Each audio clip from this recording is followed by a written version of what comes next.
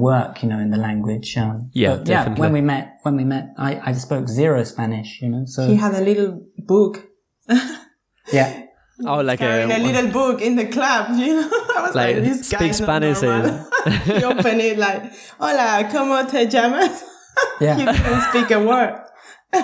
Yeah. Well, yeah. I mean, I took some classes when I moved to Madrid, for like 2 weeks. And then I just sort of, learnt as I was going along with some books, but also just mainly speaking. And then with podcasts and with Isabel, it's just helped me so much.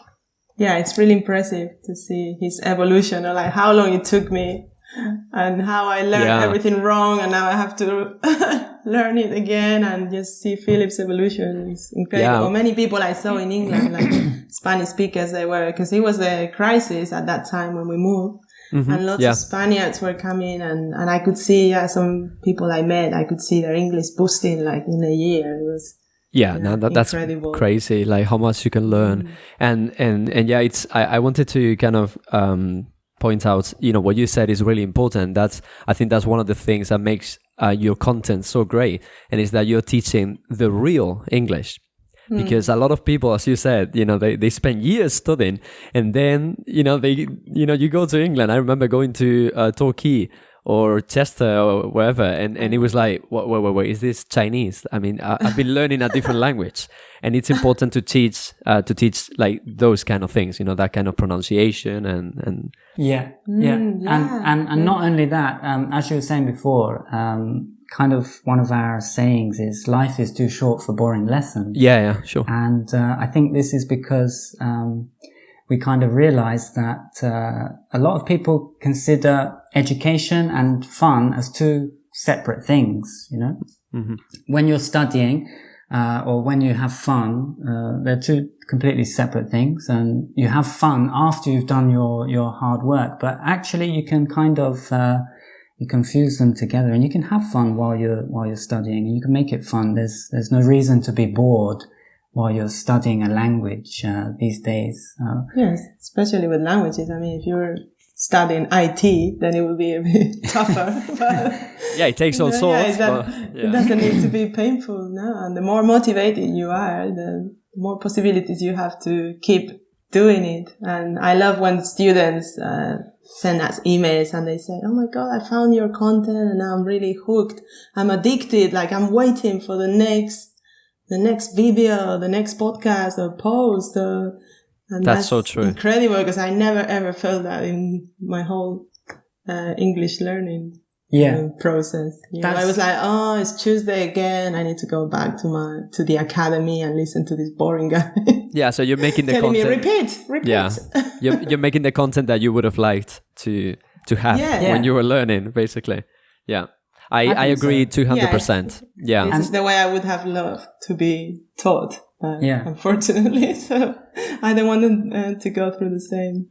Yeah, no, that's brilliant. Yeah. And I agree that learning should be fun. That's such a good point. Like, if you don't have fun, then what's the point? Like, you're kind of suffering. You're going through pain. And I think now we've kind of realized that that's something we can do, and we can help in that respect. Because a lot of people have had a very bad experience with English. And they've not learnt it in a very proper way, and they've learnt it incorrectly, and they've associated learning English with being a really boring subject, And so, I mean, we love teaching everybody, but I think we have a lot of people who are really enthusiastic English learners who watch our channel. But like Isabel was saying, that's what really I love to read, is when somebody sends us a message who says that we've managed to kind of help them with their motivation when they weren't motivated at all, to learn English. Definitely. So, when they say I learned more with you in a month than in a year with my school teacher. Definitely. Yeah, because when you're having fun, you want to have more, and that's, you're motivated to. Yeah, and we know all of those things that are useful for them because I've gone through it. So, I'm constantly making lists.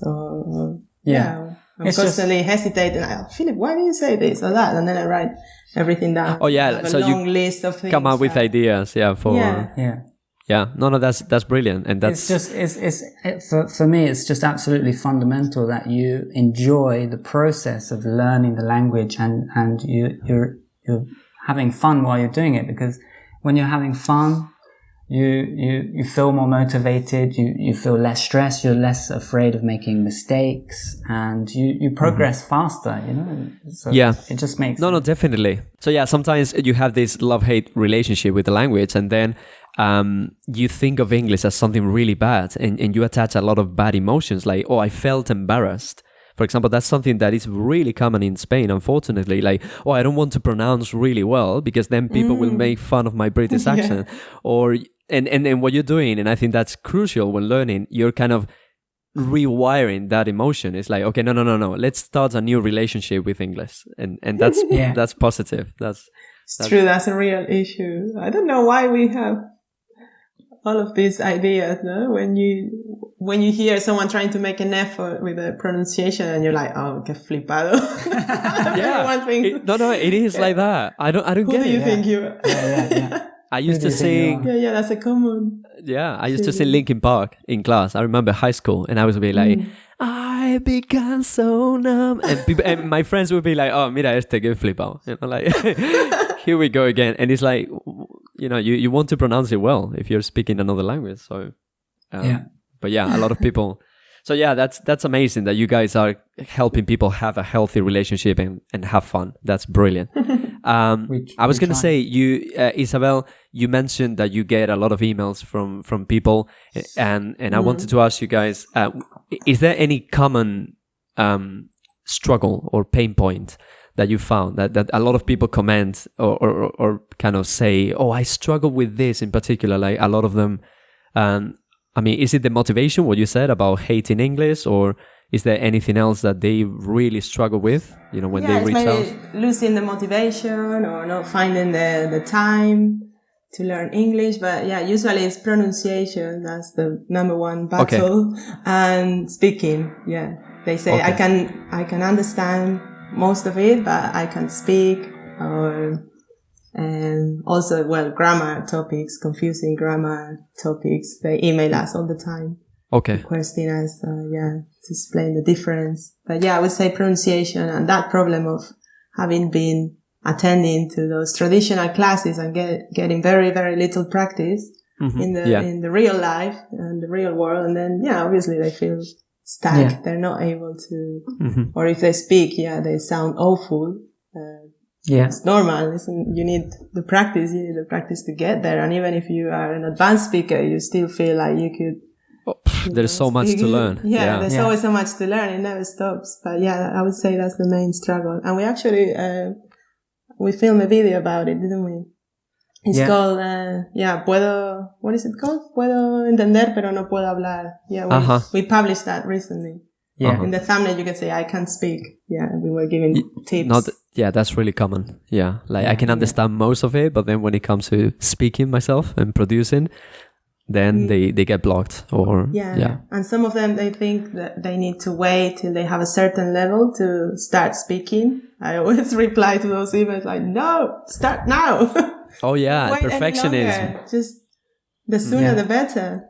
That's so true. It's like if you guys had waited until the podcast was perfect to launch Amigos Ingleses. If you listen to the podcast, it's like it's so embarrassing. No, it's the same for me. I still have a lot of work to do on my pronunciation, but I listened to one of them the other day because someone was asking about the worksheet, and I was like, oh my God, I was saying like Spain, a student. I got completely stuck with autor. I was author. And you were author. For 5 minutes.